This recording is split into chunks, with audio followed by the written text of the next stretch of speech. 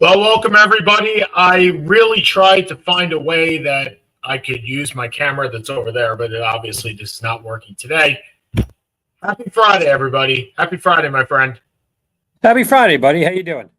I'm doing all right. But before we all start this, and it is a special Friday edition of the Seth and Sean Sports Radio Show, which I'm not sure we're radio anymore, but we'll still call it radio, is the fact that a very happy congratulations on two fronts. First of all, to my buddy and co-host for successfully completing an exam. It's probably the first exam you've taken in I don't know how long. And 12 years? Right. And first try, success. I have to say I am proud of you. Well done. Appreciate it. Just trying to build out the biz so I can retire earlier and host the show on a daily basis, buddy. There we go. And you know what? Somebody said to me, "What do you plan on doing in retirement?" Today, somebody asked me. They said, "How long is it going to take you to retire?" And I said, truth be told, I would like to retire in 10 years. Like, I would like to be retired by 60. I think that's actually something I could do. It's something that is a feasible notion for me, to be retired by 60 or 61. I mean, it's only 11 years away. But at the same time, what would I then do? And look, hosting a show every day wouldn't be a bad way to spend my day. No. I mean, I think I'd be pretty stressed out of you showing up 3 seconds before every show every day. I think that would stress me the hell out. But other than that, I think I could do it. Secondly, and I said that there were two things here. Congratulations to Jake, who will return next week to Jake and Teo, right? And our not next week, tomorrow. No. Teo's going to return to watching our program next week, right? So yeah. Jake and Teo has successfully completed their first year. Well, tomorrow successfully complete their first year of sleepaway camp, and next week we will have Jake on the program. We absolutely need to have Jake on the program to have a guest appearance and ask him how sleepaway camp went. For all you parents out there, I think you are well aware that Seth and my experiences with sleepaway camp were some of the greatest that we've ever had, and I would love to hear. I have to assume, seeing the pictures, that Jake is feeling the same way. So I'm assuming so. We will be seeing him in less than 24 hours. And so I'm good. I'm ready. Yeah, you're good. Well, it's a beautiful day. It's payday in most places. It's the 15th. So it's got paid. It's my first payday. Yay. Thank you. Thank you very much. First payday. But I will tell you, and we're going to shift back to sports here. Michigan won't be paid today. They will be paying the NCAA almost $30 million. Wow, you look like you have no idea what I'm talking about. I just got home. I just saw this. Okay. Is the sign stealing? The sign stealing verdict comes down today. Now, I got to tell you, it's 10%. So the NCAA came down. They said, okay, Jim Harbaugh, you're being banned for 10 more years. Whoop-de-fucking-do. Right. He's never going back to college anyway, so it doesn't matter. Sherman Brown, you get another game suspension, and that game suspension is the first game in 2026. No, in Germany. I'm looking at it right now. No, it's the first. The third and fourth games. No, okay. Stop looking at that. Listen to me for a second. So what they did was Michigan self-imposed, and included in that self-imposition was the third and fourth game of this year. So that was already a done deal. He was not going to be coaching the third and fourth game. They added next year's first game, which happens to be, I believe, in Germany. So he doesn't against Western Michigan. Michigan. But that's my point. So whoop-de-fucking-do again. And instead of banning them from bowls, which has been what has been done in the past, they are saying we're not going to penalize the players that are there now. Now, I'd love to know where this NCAA was when Syracuse got banned for like 5 years from an NCAA tournament, but it didn't appear because our name is not Michigan and we don't bring in $50 million a year. I have no bitterness towards this whatsoever. None whatsoever. And Jim Boeheim loses 100 wins because of this. But no, Michigan doesn't lose their national championship, which happened smack dab in the middle of this stupid sign stealing. My God. Anyway, so money, 10% of the money, and we forget it happened. And Michigan could keep playing. Wow.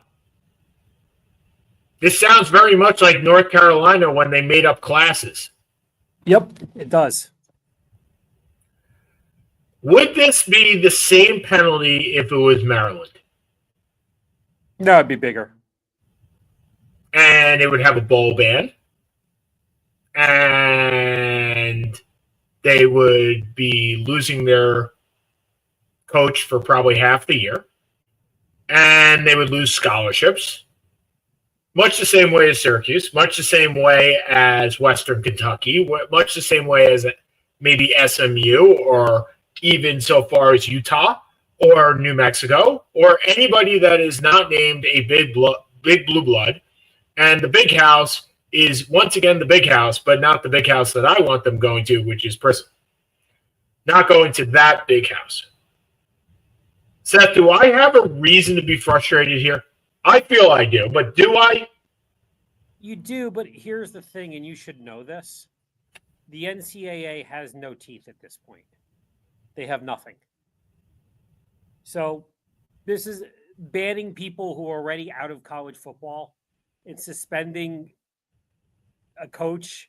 Look, the fine is not insignificant, to be fair. Like that is $30 million is a lot of money. But it's all no. Hold on. Let me be clear. It's not $30 million. It's a percentage of the money that's coming in. So if the budget is $30 million, $3 million is taken out. So it's now, I guess the question is, are they going to be able to adjust that? But where are they pulling the budget from? Is this the budget that's already in place? My assumption is it is, and it's money that comes from the Big Ten. So they're not allowed to keep any money that is a percentage of the money that comes in due to bowls from the Big Ten. So yeah, I'm looking at this now. I guess my point is it's not money from their coffers. It's a percentage of money that's coming in that they haven't even acquired. The budget is their coffers. The scholarships is their coffers. The postseason revenue is not. But the postseason goes to fund their coffers. Correct. Okay. I mean, look, everything does their coffers, but I mean, it's not money that they specifically have. The levy, the budget, scholarships isn't real money anyway. Of course not. The levy and the budget is. I would be much happier if they lost 10 scholarships.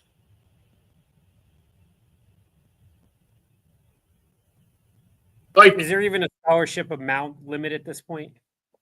It's so big, it's meaningless. It's not like Penn State lost 40 or 50. Losing 10 does nothing. So again, cheat. This is the Barry Bonds rule all over again, right? It's revisionist history. We're going to enjoy it while it happens. We're going to slap you on the wrist when you get caught. And that's it. And moving on. And that's where we are. I really thought that there was going to be some teeth here. I really did. No. There's never going to be teeth on a big school ever again. You had teeth at UNLV, you had teeth at USC, you had teeth at Baylor, you had teeth at Penn State, right? You had teeth. UNC at Penn State. Those days are gone. They're gone. Well, ladies and gentlemen, welcome to Blue Chips. It was a bad movie, but it foretold a whole lot because that's where we are. You'll win a national championship, aka Michigan, and then you're going to get caught doing something wrong, and they're not going to take that national. I think that may be the biggest BS that I see. Is that they won a national championship while this was going on, right? I mean, it happened in 2023. You can make the case that they won a national championship in part because this was going on. Correct. I'm not saying it's in total, but you obviously have to play the games, but it's a lot easier to win a game when you know what plays are coming. I mean, that's so. All right, so we're gonna play. We're gonna know what plays are coming. We're obviously going to cheat. We're gonna get caught. Jim Harbaugh and everybody else but Sherman Moore has already left and gone to the pros, so their show cause order doesn't matter at all unless they want to come back. Which, hell, Jim Harbaugh is the one that did it, so no, they're not coming back. Right. Sherman Moore gets suspended for 2 games this year. And a game in Germany, which he probably didn't want to go to anyway, against Western something or another. And the national championship is still in Ann Arbor. Whoop-de-fucking-do!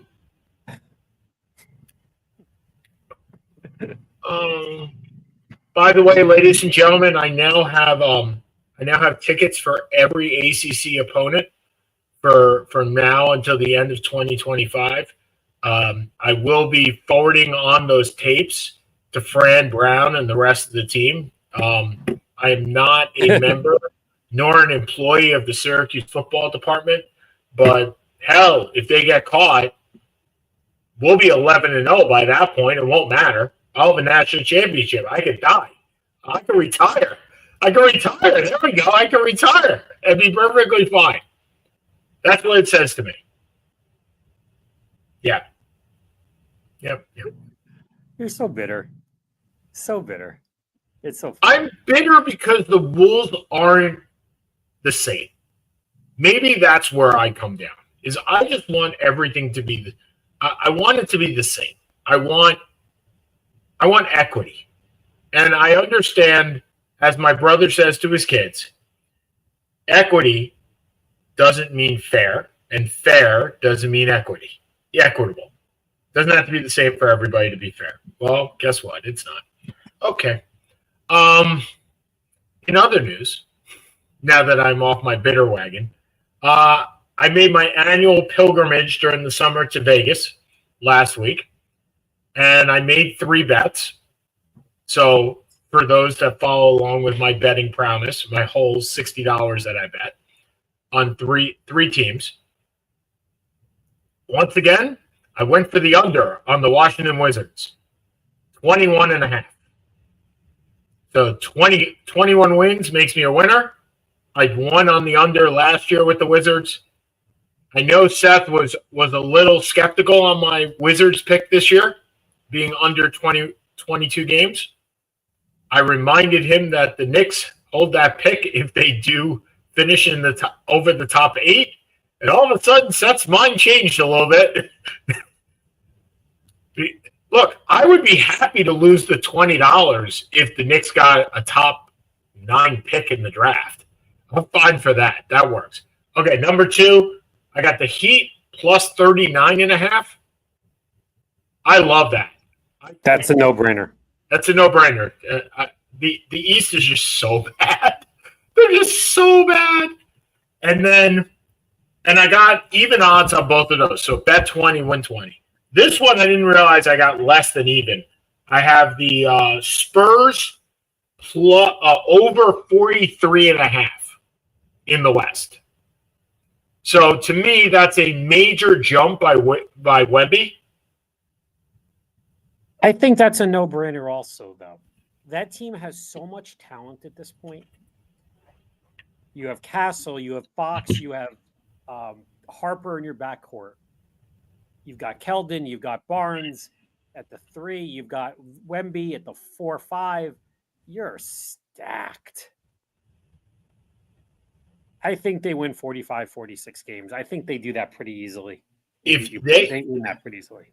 If they win 45, 46 games, Wemby's going to be in the MVP discussion. Yes. I mean, I'm not disputing that. I think, and I did not look at the odds on MVP. I probably should have while I was out there. I think the leader in the clubhouse right now for me is Luka. Luka. Yep, I agree. And then 2 would be Wemby, and 3 would be Shea, or Jokic. I was going to say, are you really knocking Jokic, who's won 3 of the last 5 and second in the other 2 out of the top 3 already? No, you're right. Well, you're right. You're right. I'd like to point this out, and I was looking at, for some reason, there is a lot of reels on Facebook and Instagram about Larry Bird recently. I have no idea why. But there's, I know Reggie Miller has been doing a lot of podcasts, so maybe that's why. And he did one with Larry Bird. And I know you and I have had this discussion where I believe that Kareem may be the most overlooked player in NBA history, especially. I think Bird may already be the most overlooked player in NBA history. Not overrated, overlooked. Yeah. So I went back and looked at some of Larry's stats. I was shocked by what he did. Oh, yeah. I'm not sure you were, or you are. No, I remember, because I was a basketball. So Larry Bird throws down over 900 games. So he plays a total of 13 years. He quit at 35 because of back problems, right? Yep. He averages 24, 10, and 6. Yep. Seems about right. What's that? I said seems about right. 24, 10, and 6. And so of the 24, 10, and...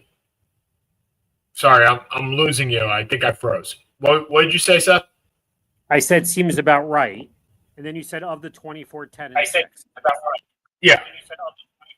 Oh, sorry. So of the 24, 10, and 6, right? His overall stats and MVPs, especially placing, his last season, he goes 29 and 20, almost 10 and 7 in his last year with a back problem. Okay, I could barely walk with a back problem. This guy was like laying on the ground every single day, having more and more treatment on his back. So over the course of his career, and I know that many people are probably not as surprised by this as I am. Certainly, Mark Rubin is not surprised by this, not one bit. But in a span of 1, 2, 3, 4, 5, 6, 7, 8, 9, 10 years. And I know we talk about Jokic, right, in a 5-year period of what he's done, right? I think it was he hasn't finished less than third in the last 5 years. All right. Larry Bird, rookie year. He finishes 4th in the MVP voting. Okay, that's really hard. That's really hard to finish 4th. That's like Ichiro. Ichiro came in at 29, right? Okay. So he finishes 4th in year 1. He finishes 2nd in year 2, 3, and 4. Okay. He finishes third. Hold on. We'll get to the winners in a second. Okay. He finishes 1st in year 5, 6, and 7. Yep. He finishes 3rd in year 8. Remember, he finishes 3rd. That was the last time he finished 3rd or more was his rookie year in year 1. We're in year 8. In year 9, he finishes second.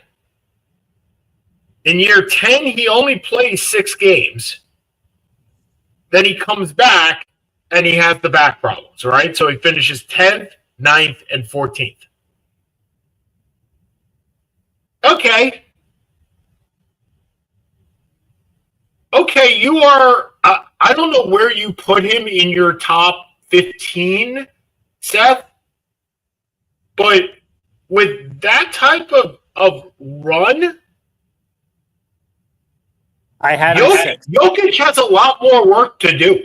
Like, a lot. So my first 4, in whatever order you want to put them, are Jordan, Russell, Chamberlain, James.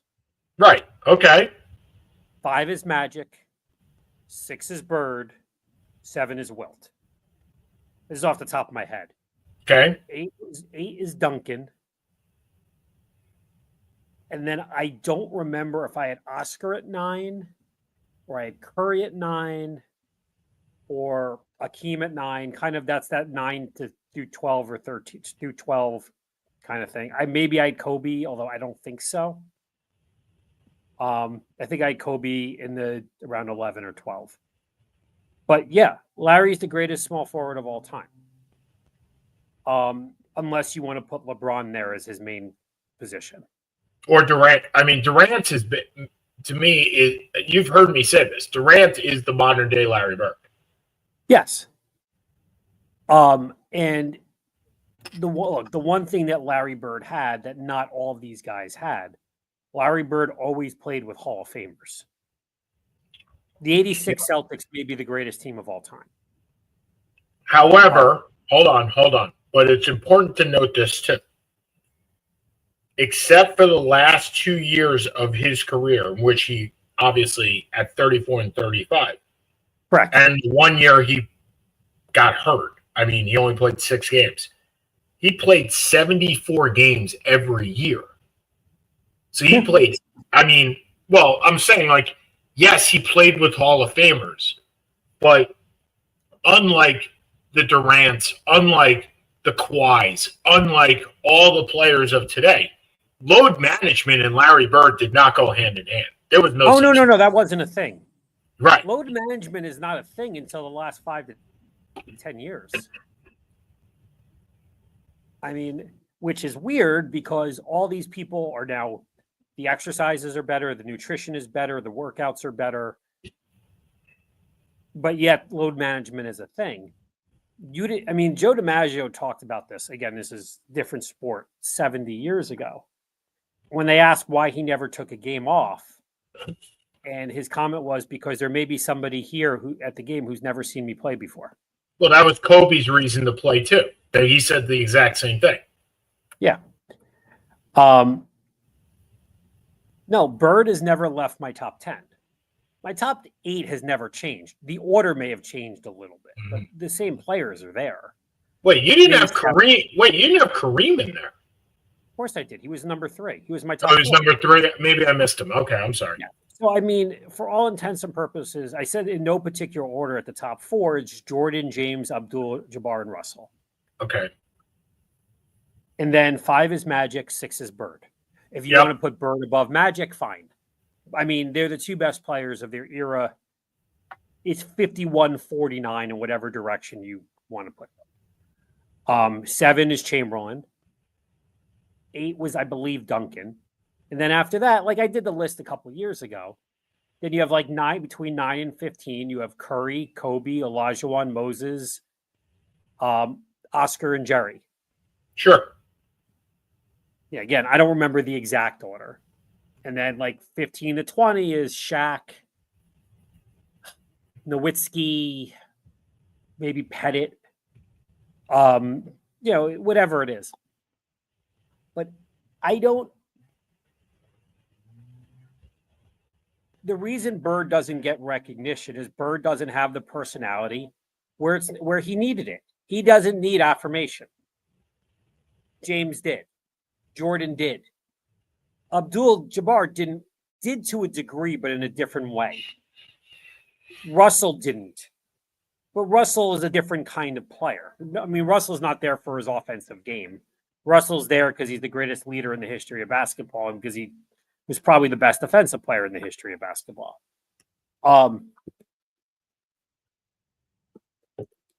But there are, Wilt is just a basketball free, an athletic freak. So they're all there for different reasons. But Bird was not the personality. That team was not built on personality. It wasn't built like the Showtime Lakers were. No, to be fair, that team was built on being an asshole. I mean, yes. Every single player on that team, the most personable one on that team was Bill Walton. I mean, it's probably yes, right? I mean, Danny Ainge is Danny Ainge. He's still a prick and was a prick when he was playing, right? Dennis Johnson was supposedly a nice guy. Bird wanted nothing to do with you. McHale wanted nothing to do with you. Parrish really wanted nothing to do with you. So, I mean, overall, the team was built exactly the opposite of the Showtime Lakers. The Showtime Lakers were all glitz and glamour, and it made sense because they're LA. And here you have it's blue collar versus white collar. I mean, more than anything else, one of the most interesting discussions, I'm not sure I've said this on this show, was when I moved to Boston and I'm in the gym and some guy comes up to me and says, "What do you do?" And I said, "Oh, I'm a lawyer." And I asked him what he did, and he goes, "I'm a machinist." And I looked at him like, dude, I have no idea what a machinist does. Like, I actually felt incredibly stupid. I was like, "I'm sorry, but I don't know what you do." And he goes, "Oh, I grind the gears down on the docks." Yeah. And I'm like, okay, like you learn something new every day. That's what I learned. But I felt incredibly stupid in the fact that I didn't know that. But it was very much, that's blue collar, right? That is as blue collar as you can get. And Jerry Buss knew when he drafted Magic Johnson, he wasn't getting blue collar. He was getting the most blue collar, white collar guy in LA humanly possible. He was getting the $1 billion smile. Yep, and Jeannie Buss does it about the first time she ever met Magic was when he opened the door and he was 19 and Jeannie Buss was 17. And Magic said to Jeannie Buss, I heard this on a podcast. I'm paraphrasing here. Magic said to Jeannie Buss, "Thanks for drafting me. I'm only going to be here 3 years because at the end of my 3-year contract, I'm going to go and play with the Pistons." To which Jeannie Buss goes up to Jerry and says, "Dad, Magic's here, but just so you know, in 3 years, he's going to go and play with the Pistons." That's what he said. And Jerry Buss, again, paraphrasing, said something to the effect of, "Once he puts on a Laker uniform, that man is never leaving." And he is as LA is right now. When you think of LA, it's Magic Johnson. There's nobody else. Nobody. Not even Shohei Ohtani. There's nobody. 35 years after his forced retirement. It's 30 years after his retirement. It's still Magic. It's Magic's town. Maybe Kobe's, just to a younger generation. To us, it's Magic's town. Yeah, and I'll tell you, I know your point of Magic and Bird 1-2. I'm looking at Magic's stats, same deal, right? Bird had a better career. Bird had better stats. Magic won 5 titles. Bird won 3.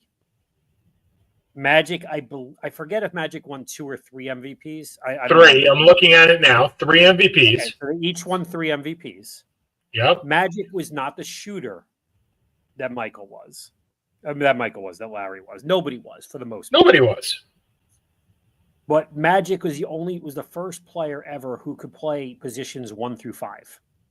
Yep, and he did. Magic, yeah, his greatest performance was as a center, and as a center in Game 6 of the 1980 championship against the 76ers. Yep. Where he went for like 39 and 20, which is some ridiculous number. You know, Magic is the greatest passer of all time. Yep. Now, as Larry may have been a better shooter, Larry was a better rebounder. Larry was a sensational passer. Larry was not the athlete that Magic was. Larry, there are different aspects. You can easily make the argument he was a better player. I think if you're a Boston guy, I'm sure Mark Rubin would say he was a better player. But I also think Mark would probably also concede the fact that you could argue it either way. Yeah. I mean, I'm just looking. The way I look at players in the past is in the moment, right? I wasn't there. I was, 1979, I was 3. I mean, that's not fair to say I could look back and say, this is the way that it was. Or even in 1985 when I was 9. But I'm looking at the players and the people that voted in the time, right? And assuming that look, you can look at 1941 and say, why didn't Ted Williams win an MVP when he wins a Triple Crown and bats 400, right? Yep. And you know why. I mean, right? You don't have to look at that. You can look at it again in the next time he won the Triple Crown and he couldn't win the MVP again. But you know why. It was Joe Gordon. You know why. But it wasn't Joe Gordon. It was 41 was Joe DiMaggio. 42 was Joe Gordon. Okay, that's what I meant. One of them was Joe Gordon. One of them was DiMaggio. That's what I was saying. No, I said 41 was not Joe Gordon. 42 was. Oh, I thought you said 41 was Joe Gordon. The next one, I forgot about DiMaggio. I hit Gordon. Because DiMaggio was a 56-game winning. Right. 56. When you're in the 1980s, my assumption is you had an equal playing field between Larry and Magic. And if you're looking at that and you're saying, okay, yes, they each had exactly the same amount of MVPs. Bird had more seconds. Bird had more thirds. And at that point, to me, that's a better individual career. Okay. So I'm just kind of going through this. Championships, Magic has 5, Larry has 3. Magic had a better, I will say Magic had a better supporting cast than Larry. Really? Well, Kareem's the best player there was of all. Correct. And after Kareem, McHale, Worthy, Worthy or Dennis Johnson, Worthy or Parrish. You have 4 I'm just using the starters. I'm not using the what do you call it? I'm not using anybody else. Right. That Boston Celtics team had 4 Hall of Famers. The Lakers had 3. Mm-hmm. So Kareem was the best, obviously, of any of those. Actually, no. I will take 4 Hall of Famers. Starters. Right. Michael Cooper was the 6th man. What'd you say? Michael Cooper was the 6th man. Michael Cooper should not be a Hall of Famer. Michael Cooper was a nice defensive player. Michael Cooper was not. Okay, we were just saying Hall of Famers. He is in the Hall of Fame. He is not. Then you're going to put in Ball Walton. Walton was a much better player than Cooper ever was. So I mean, Bob McAdoo was Was a Hall of Famer. It was a 6th or 7th man. I'd rather have him than Michael Cooper. So just kind of reading through this, All NBA first team, Larry 9, Magic 9. All NBA teams, Larry 10, Magic 10. Larry did win a couple all defensive teams, which surprises me. Averages, Larry 24 a game, Magic 20. Rebounds, Larry 10, Magic 7. Assists, Larry 6, Magic 11. Steals are the same. Blocks are the same. Free field goal percentage, Magic's better. 3-point and free throw percentage, Larry's better.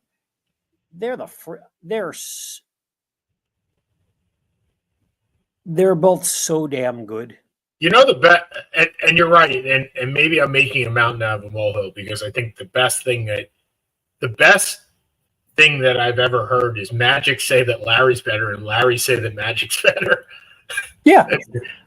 I mean, Larry and Magic were the two best players we ever saw play until Michael. Period. We did not see Kareem in his prime because his prime was the mid to late. Look, you don't want to have this discussion with me because I truthfully look.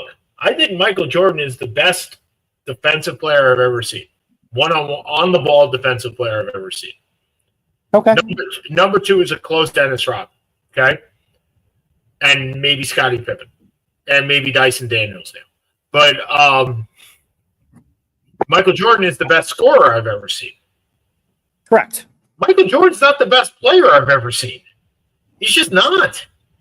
Do you think LeBron's better? I think LeBron's better. I think Magic's better. I think if Magic's in there, so is Larry. Michael Jordan dominated games. There is no doubt he did. Okay? And Michael Jordan's scoring is the delta between him and the next person is much bigger than a lot of people's deltas going down, right? For the delta for Larry Bird and Kevin Durant is much smaller than the delta for the scoring between Michael and anybody else, in my opinion. Am I making sense? Maybe I'm not. On a high level. And that's how I'm getting Michael up there. But as an all-around player, saying that Michael Jordan did more things better than Magic Johnson, I think is a mistake. He didn't. He didn't pass better than him. There's no way he passed better. Nobody's ever passed better than Magic. Okay. Did he rebound better than him? I don't think he did. The stats don't show that. Okay. So I'll look at this a little differently. If you had one game to play, you had one player on your team. Oh, it's Michael Jordan because he'll score more than anybody else, and scoring's the name of the game. No, I don't think so. I mean, that's part of it. But I got to win, so I got to score, so I got to get the best scorer. I think that's a. If I'm starting a team, I want Magic more than I want Michael. Michael, 5 MVPs, 10, Magic 3, 6 Finals MVPs against some of the best, some amazing teams. Magic 3, 9 first team all for Magic, 10 for Michael. Is there a team that Michael played that was as good as the Celtics? No, not even close. No. The 86 Celtics are the greatest team of all time. Hold on. Period. Is there a team that Michael played that was as good as the Lakers? No. Okay. Hold on. Let me keep going. Is there a team that Michael played that was as good as the 83 76ers? Probably not. The 82, 83 76ers is one of the 3 or 4 greatest teams of all time. I guess my point is when you have more and more dilution of talent, which the 90s had than the 80s had, you had more expansion teams, you had dilution of talent, you had less super teams. Look, the 8 teams in the 1960s, right? Everybody played each other all the time, right? Which is why the Celtics had 12 Hall of Famers on their team, right? Understood. My point is the teams that Michael played were not as good as the teams that Magic and Larry did. They were still fantastic. They were really, first of all, you had to go through tough. Yes, the East in the 80s with the Celtics, the 76ers, and actually the Milwaukee Bucks. And the Pistons later. Pistons were in the later part. The Hawks were in the middle part. Sure. That Eastern gauntlet was sensational. Sidney West- Moncrief, Terry Cummings, like that Bucks team. Richmond, yeah. That Milwaukee team was excellent. Yeah. The Hawks team led by Dominique, where they went to Game 7 against Boston in '87. Excellent. With the baddest badass until Bill Laimbeer. His name was Kevin Willis. That man beat the crap out of you. But let's now flip it. Okay. West, the Lakers had Houston for a couple years, but there was nobody in the West. Okay, but you still had, first of all, the Suns? No. Tom Chambers? Yes, Tom Chambers, 25 points a game. Come on. No. You had Denver with the Doug Moe Denver teams that outscored people 140 to 136. You had the Rockets 1 or 2 years, but they self-destructed very quickly. Yep. The Akeem, Ralph, Lewis Lloyd, Mitchell Wiggins teams that went to the Yep. finals and lost to the 86 Celtics. Yep. You had the Mavericks with Derek Harper, Rolando That's- Backman, Roy yep. Copley. They were nice teams, but they were not great teams. They were not even they were good, solid teams. But there's a reason that the Lakers went 8 out of 10 years to the NBA Finals. You had the And the Spurs Celtics were nowhere close to that. with George Gervin and Artis Gilmore. They were fine. The Spurs were fine. I get They were right, nothing but special. and at the end of the day, they still had to face the Celtics. Yes, Right. who they beat 2 out of 3. Right. Because the Celtics got the crap beaten out of them going through the East. The Lakers really didn't. Look, if you want to make the point that you think Magic is the best player of all time, you can make the argument. No, that's not what I'm saying. That's not what I said. You're saying he's a better player than Michael Jordan. I think he's a better all-around player. Michael Jordan is the best player of all time. And you're no, saying that Magic is better than Michael. No, and you're what I making said, an argument what I that said, Magic can be the best player of all time. no, what I said was I believe that Magic had better skills than Michael. And if I'm starting a team, I want Magic more than I want Michael.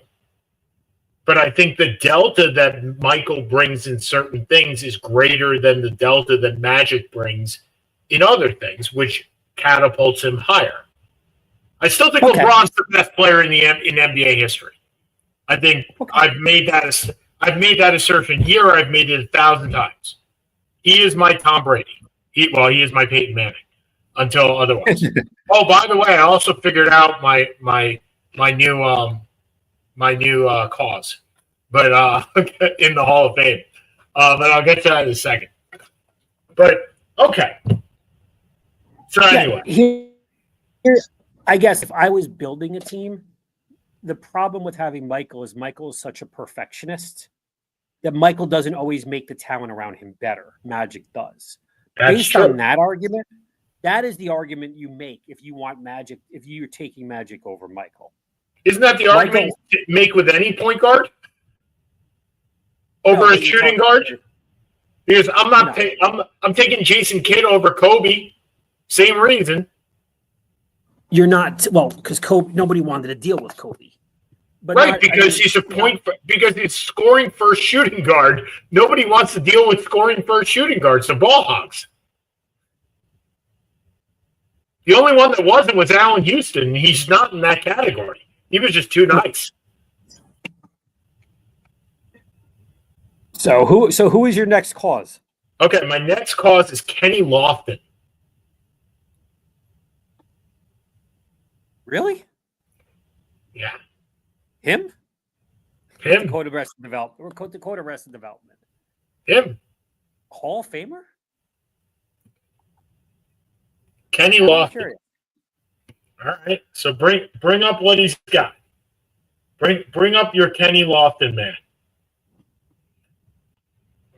Kenny Lofton went for 2,400 hits. Bet you didn't know that. That doesn't surprise me. He played for like 20 years. He was in the really nice. So he played for 17 years. Played for 17 years. Okay. Now remember, Kenny Lofton, and the problem with Kenny Lofton is the way that the game is played is much, much different today than it ever was back then, right? He played in the Willie McGee. He played right after Willie McGee, right after Vince Coleman, when steals and triples weren't really a big thing. He's got 622 steals, 300 average, OPS of 107, OPS plus of 107, which isn't great, a 794 OPS in general, an on-base percentage of 372. Okay. The problem with Kenny Lofton is he doesn't have the Hall of Fame monitor, which basically is he doesn't have all the things like he didn't win this category, he didn't win that category, I was going to say he obviously never. I mean, I'm assuming he won a lot of Gold Gloves. He did not actually. Really? He did not win a Gold Glove. I'm sorry, he won four Gold Gloves. My apologies. He won 4. I would think he went to about 4 or 5 All-Star games. I'm trying to think back to because his I got it right here. 1, 2, 3, 4, 5, 6 All-Star games. I said 5. The highest he won in MVP is 4th, and he did that You had to have done it with Cleveland. With Cleveland when he was 27. He had the highest WAR in Major League in the American League that year, 7.2. So what is his career WAR? Around 75, 80? 68.4. So if we're taking WAR, and granted, ladies and gentlemen, we understand that WAR is not the end all be all. He is the closest people that he is on similarity scores is Tim Raines, shocking. Ken Griffey, not junior, senior. Ken Griffey. Harry Hooper, who like 1930s. That's a 1910 guy. Max Carey, 1930s. And Brett Butler, who's also an underrated player, but not a Hall of Famer. Brett Butler's WAR was 49.7. A very good player. A Hall of very good. Brett Butler was one of my favorite players growing up because that man was like a triple machine. He was the last guy that really did any triples. He had 131 triples in his major league career. That's a lot of triples. By the way, I bet you don't know the record for triples in 1 year. I feel like I should. I'm sure you do. Who is it? What is it? It is Earl Owens. Who the hell is Earl Owens? It is one of the earliest records. I think it's Earl Owens. Hold on. It is 36. Is this like in 1890s? Yeah. It is early. Owen Wilson. Owen Wilson. Any relation to Hack? I hope not. 36 triples in 1912. No, Hack Wilson was in the 30s. Right. So the modern day record, if we're doing is Curtis Granderson had 23 in 2007. Okay, so let's kind of go back here. Okay. To Kenny Lofton. To Kenny Lofton. Forget All-Stars. I mean, he's got 4 or 5 All-Star games. He's got 4 or 5 Gold Gloves. Yep. I know he led the league in stolen bases a bunch of times. Yep. 631. Give or take 300 hitter. Great fielder. Yep. No power. No power. I mean, none that I can think of. No power. No RBIs. Nope. Look, his best equivalent is Tim Raines. Well, that explains why you're backing him. But because Raines was, when your top 3 of people I'm backing is Blyleven. Well, 1 and 2 are Blyleven, Raines. Yep. I forget who the third was. I'm sure you had a cause somewhere in there. I just don't remember who it is. I have causes a lot, but I think, look, I'm a big Hall of Fame guy. You are not. That is obvious. We have done this 1,000 times. And in your small Hall of Fame, neither Kenny Lofton nor Tim Raines makes it. Nope. I get that. Here's my question for you: does Ichiro make it? Yes. That's not a debatable question. Ichiro was the best at his position for an extended period of time. Period. End of discussion. Okay. I think you're better. I just went into Baseball Reference. I think he'd be surprised. I think he'd be surprised with Ichiro. Maybe. I think he'd be surprised. Well, he won the MVP his rookie year, which again, yeah. he was 27. He was 27. I don't really care about the rookie part, but he was an MVP. He was. He was a guy who could have hit home runs and kind of chose not to, which I always find interesting. That's not. Yeah, but you can't play that game. No, I understand. So, but I'm just looking at Lofton's numbers. So actually, I think your better argument is in position players, he's 83rd all time. Yeah. That's a better argument because there's certainly a lot more than 83 position players in the Hall of Fame. Yeah, but you have to play it to the outfield too, as opposed to, right? Because Scooter Rizzuto's in the Hall of Fame. He doesn't deserve to be there. George Kell's in the Hall of Fame. These guys don't belong there. Is that really – that's not the hill I want to die on. I want the hill to be the positive, not the negative. I don't want to throw out 50 guys that shouldn't be in the Hall of Fame. Okay, but I'm just looking at WAR right now, just kind of in his ballpark. Yeah. So he's tied for 81st. Yeah. So starting from 69, Gary Carter, Scott Rowland. These are all within 2 points of him. Yeah. Gary Carter, Hall of Famer. Scott Rowland, Hall of Famer. Carlos Beltran, borderline Hall of Famer.